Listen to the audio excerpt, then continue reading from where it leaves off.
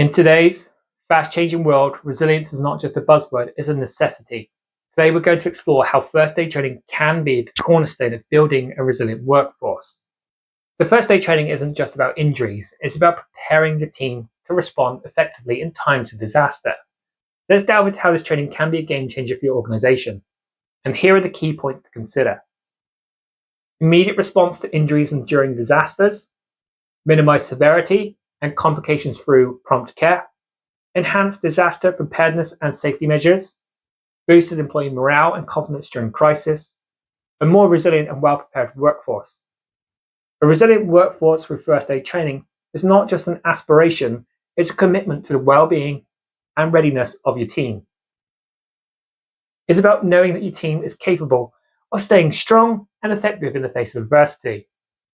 Building a resilient workforce with first aid training is not just a choice, it's the path to a future where your team can weather any storm.